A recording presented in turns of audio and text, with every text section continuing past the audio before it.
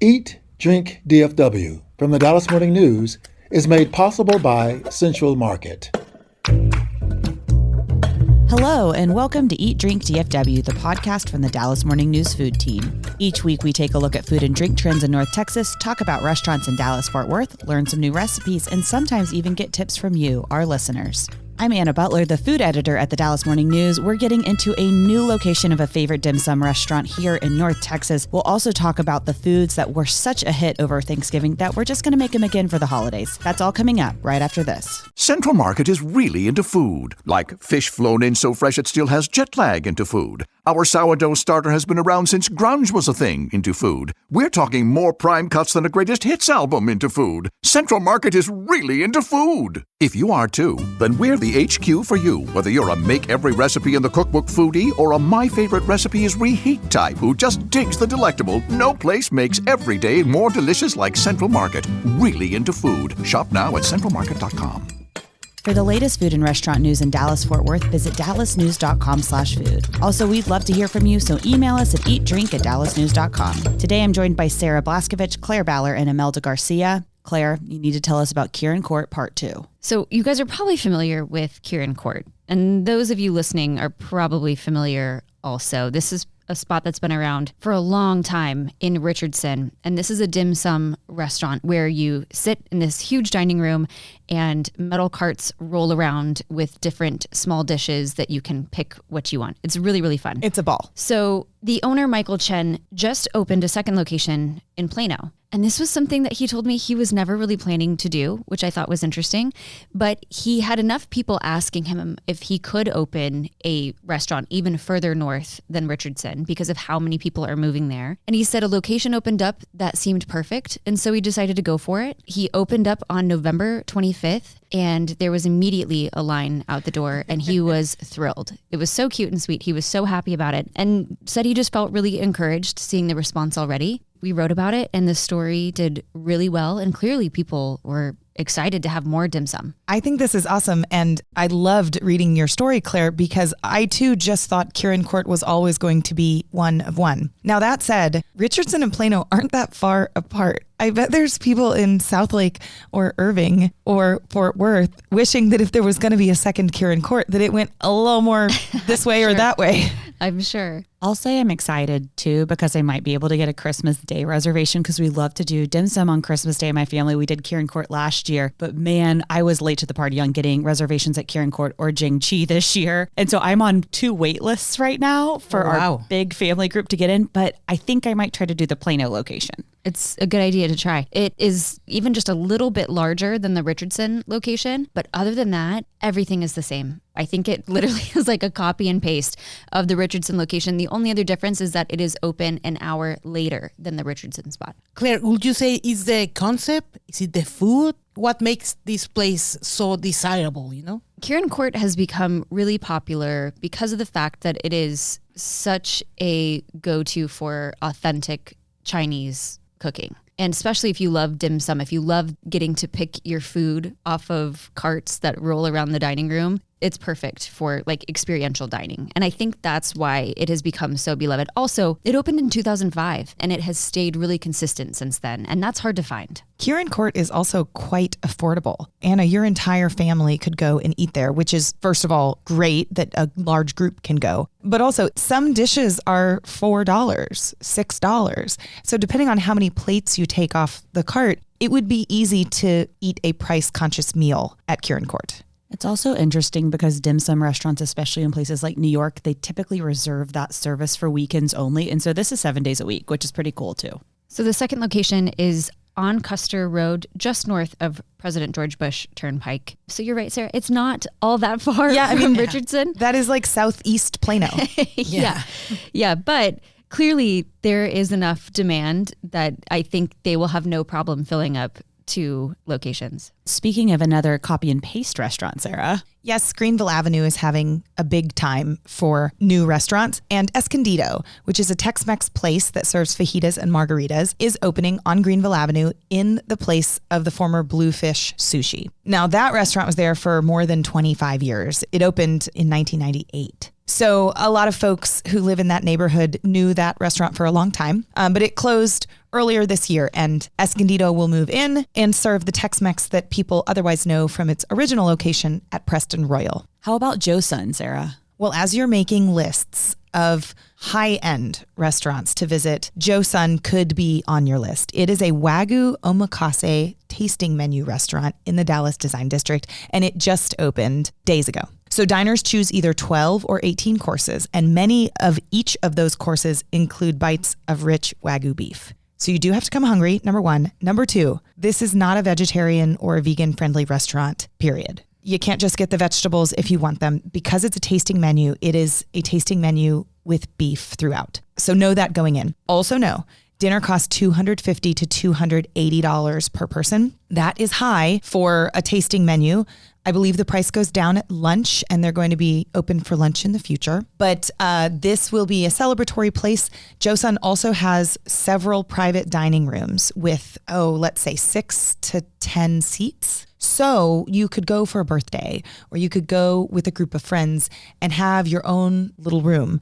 And then you have 2 chefs there working with you in that room. You can even change the graphics on the wall. Wow. It's a fascinating idea, a Korean Wagyu omakase restaurant. And, of all the things we've seen, we don't have this yet. It seems like they are targeting the business bro dinner. Yes, absolutely true. And also it feels so current day Michelin, right? Like a restaurant like this in Texas 5 or 10 years ago would seem expensive, and it would seem like a lot of courses. Now you've heard all of us say on this podcast lots of times that the omakase restaurants that serve Japanese food in town, many of them have 18 courses, and we don't quite blink at it. Now, that's often fish, or mostly fish. This is mostly beef. So a little bit of a bigger ask for your stomach, a little bit of a bigger ask for your wallet. I really want to go through and create some sort of scatter graph of how expensive all the restaurants are in the Design District. It's a great point. Like, what if we could do a heat map of the city and the Design District is like orange?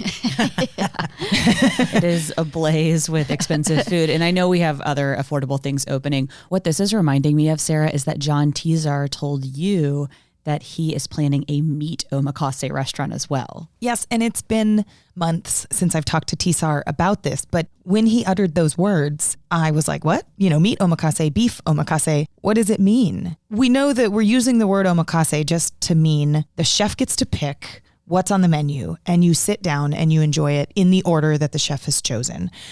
But we're using this Japanese word all over the place now, whether it's at a Korean restaurant or at a beef-centric steakhouse from John Tizar. And again, we don't quite know when or where that one is going to open, but anything can be omakase, apparently. We have an Indian omakase, right? We do. Yes, we talked about this recently on this podcast. Josun is the Indian restaurant in Plano that has a 13-course tasting menu that could be considered omakase. Yeah. If you want what's new or next, go to Josun or Josun. That's right. Yeah.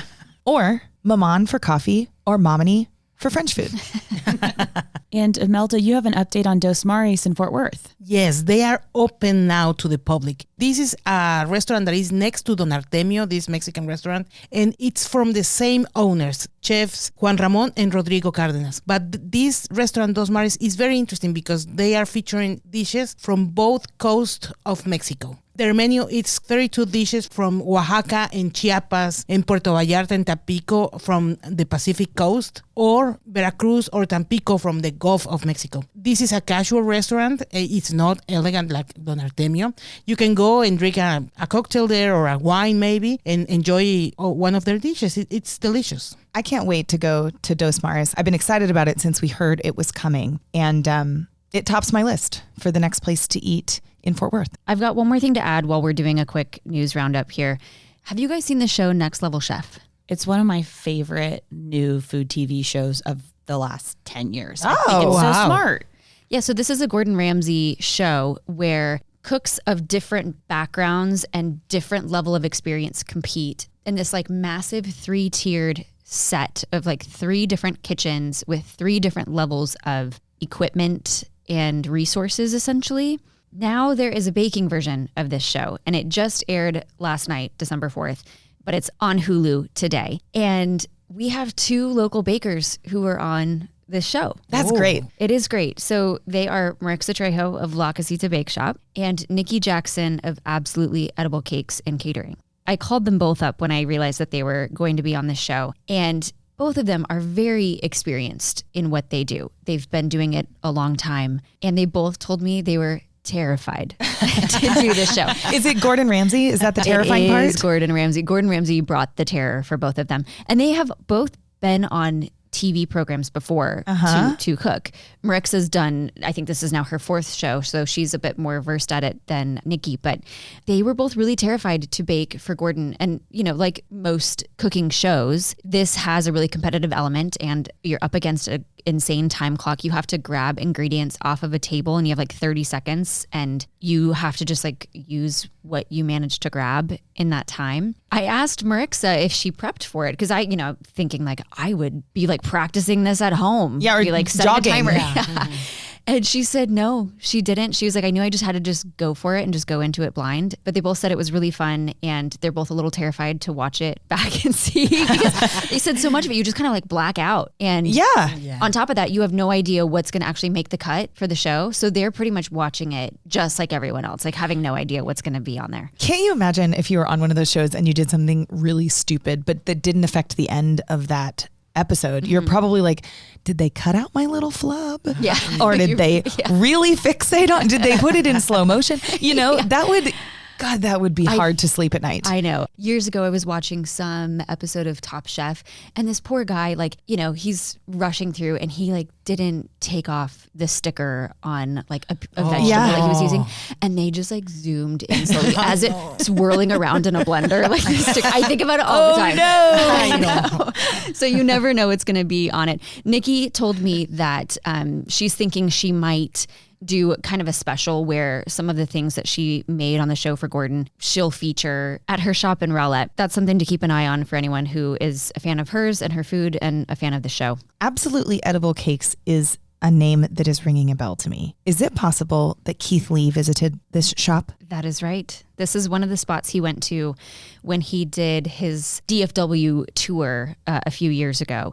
And he highlighted her spot and her sweet potato thing, which she has become quite known for. That's how we know her. That's how we know her. And interesting note, on the show, she is listed as a social media baker, which was interesting to me because she's a shop owner. She opened her business a long time ago in Rowlett and has been open since. And I asked her about that and she said, you know, I have never had any formal training, never went to culinary school, never was a pastry chef anywhere other than my own business. And so they kind of popped her in the social media baker category, which I think undercuts her a little bit. I mean, she's had a brick and mortar for a long, long time. But part of that probably is that she kind of blew up after Keith Lee visited her place and she's been kind of slammed since then. And we have another local tie too. Candace Nelson is one of the judges. She is the founder of Sprinkles, which she no longer owns, but she also is behind Pizzana, which just opened another pizza shop in Preston Hollow this time. Guys, and speaking about local people and local businesses, I have good news for you. We are hosting a live event about DFW Sabores, this series which I have been working on a whole year,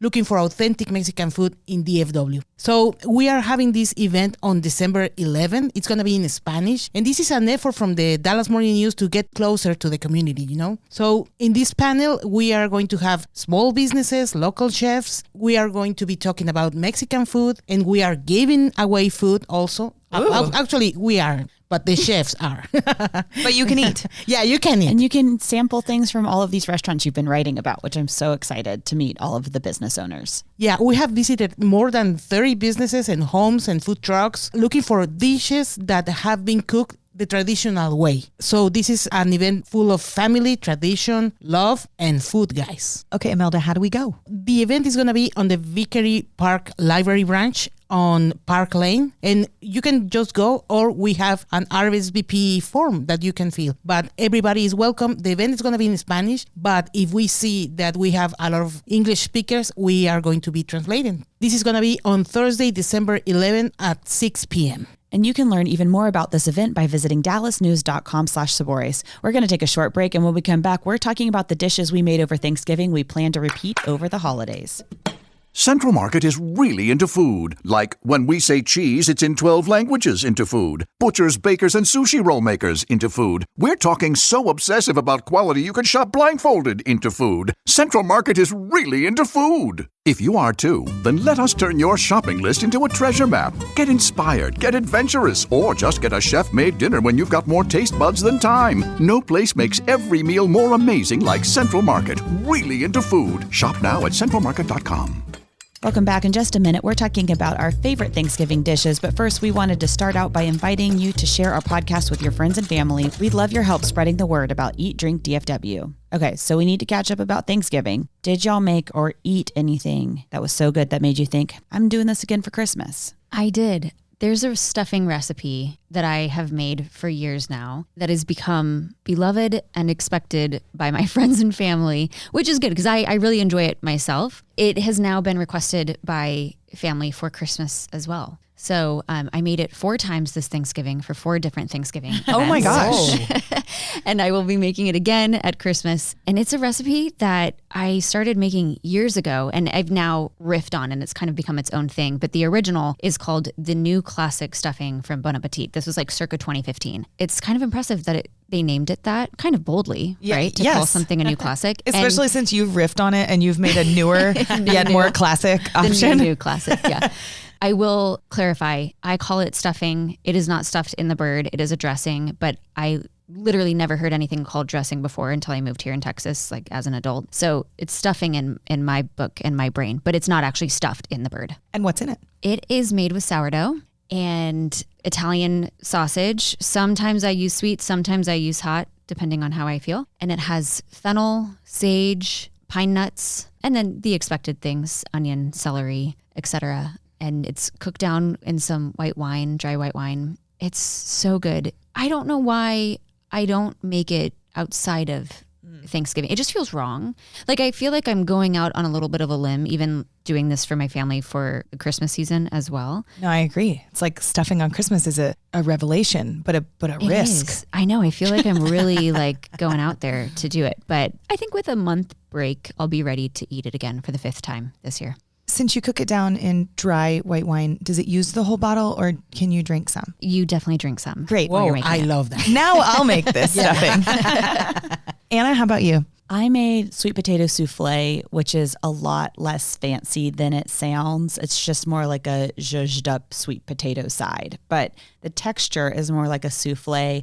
You beat air into the potatoes before you ever add anything else. So you beat them with a whisk in a KitchenAid mixer. Doesn't have to be KitchenAid, I guess, for a long time. And so you want them to be light as air. It's a little like creaming butter where it's like it needs to hit a certain color before you add other things to it. Are you steaming them first and then putting them in? I believe in roasting Okay. sweet potatoes for this recipe Agreed. because you also caramelize them and you get the extra flavor. My mom makes something similar and swears by the canned sweet potatoes. So to each his own, but I love the caramelization that you get. Like that's not going to happen in the almost 40-minute bake time of this. Do you do them in like individual ramekins or are you doing it in a large? You can do either. Sarah actually asked me the exact same question. Something about souffle to me says individual. I know. Yeah. They fluff up better if you do them individually. I did a Pyrex full though, and it still rises very well and it's still light. It does fall and you're going to be eating this typically later. I did not make this a la minute, but it tastes fine heated up.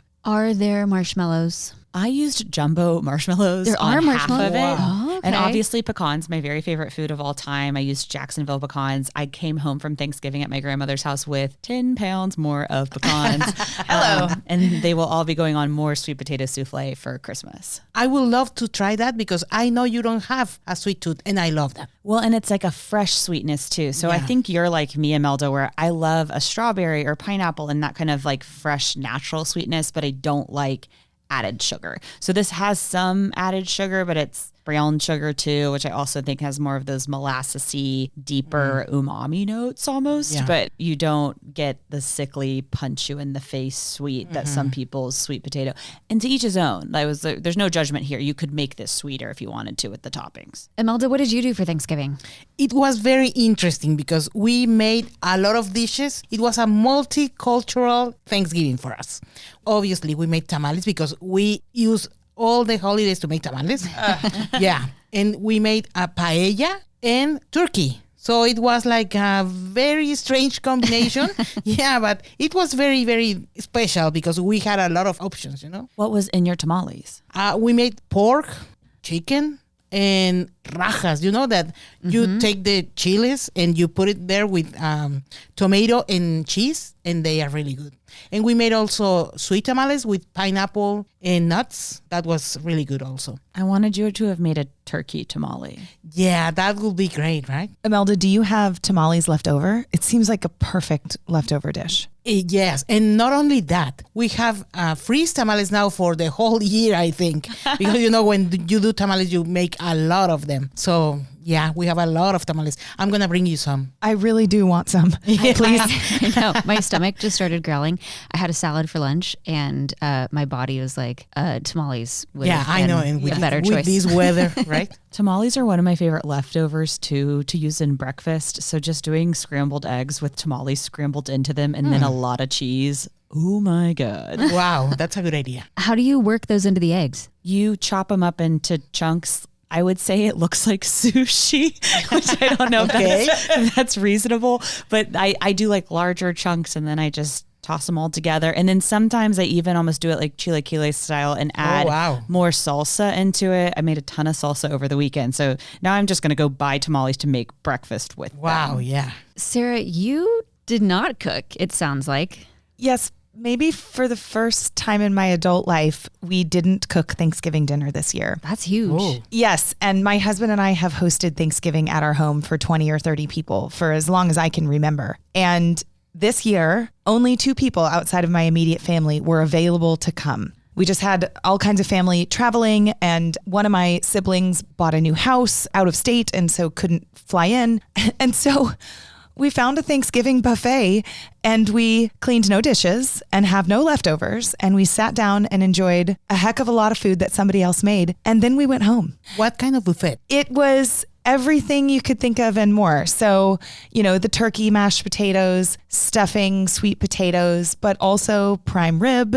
There was even a little sushi station. There were tons of desserts, which my daughter tried 5 of them because it was a buffet. So, get whatever you want. This was after she made chocolate chip cookies stuffed with Nutella for breakfast on Thursday. Wow. This hilarious thing happened where we pitched to our kids that, instead of doing all this cooking, we're just going to go out and it's going to be so fun and you can wear a fancy dress. And both of them were pretty unimpressed by that idea. I thought it was going to be like this wild, fun new thing that we were just trying for a year. And then I later learned that one of my daughters really wanted to make a Thanksgiving dessert. And so she thought that by going to a restaurant that we couldn't do that. It broke my heart because I thought, well, of course we can still make dessert. You guys are off school for like 9 days. I mean, we're home forever. And so of course we made that dessert and other things, but we managed to otherwise not dirty up the kitchen. And you guys, it was amazing. Will you do it again? Yes, this will not be the family tradition because my husband and I both love to cook and we love to host. I even love setting the table and I like all that tradition so much. That said, I don't really care that much for turkey or ham. I just like the ceremony of it. And I found that by letting somebody else cook, we could still enjoy a lot of that ceremony, just not in our home. Sarah, where did y'all go? Well, we were a couple hours out of town, so that's not that helpful here. However, Dallas and every major city and small city, they have restaurants that are open on Thanksgiving.